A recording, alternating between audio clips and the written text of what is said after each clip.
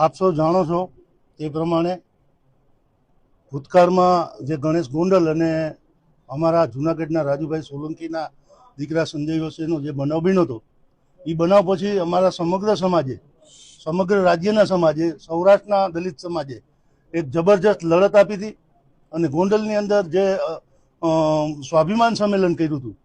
ત્યાર પછી આખો આ કેસ છે એ media, print media, electronic media એ ઉપાડી લીધો હતો અને સરકાર સુધી આ બાબત પહોંચી હતી.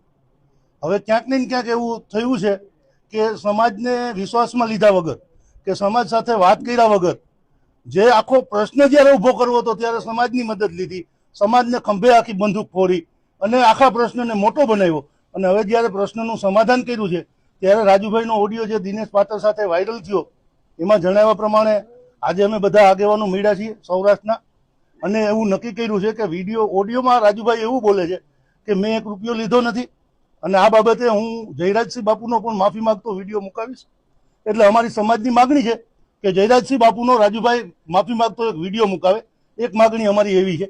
બીજી માગણી એક અમારી એવી છે કે જ્યારે અમે રેલી લઈને આવ્યા અને રેલી અમારી રિટર્ન થઈ ત્યારે અમારો ધોરાજી જેતપુર તાલુકાના પેઢલા ગામનો એક નવયુવાન દીકરો એક્સિડન્ટની અંદર અવસાન પામ્યો હતો, એટલે શહીદ થયો હતો આ રેલી સમયે.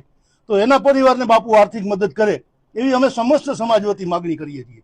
આ બાબતે યોગ્ય કાર્યવાહી નહીં થાય તો અમે 2 તારીખે આખા સૌરાષ્ટ્રના આગેવાનો, સૌરાષ્ટ્રના 12 જિલ્લાના આગેવાનો 4 જાન્યુઆરીએ, આવતી 4 જાન્યુઆરીએ એક પ્રેસ કોન્ફરન્સ કરીએ છીએ. દરેક જિલ્લામાંથી 10-10 આગેવાનો બોલાવી અને આખા સૌરાષ્ટ્રના આગેવાનો પ્રેસ કોન્ફરન્સ કરીશું.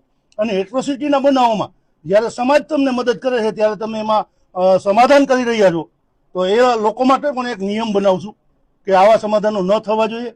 અને જ્યારે તમે લડત કરો છો તો લડતને ન્યાય સુધી લઈ જવી જોઈએ.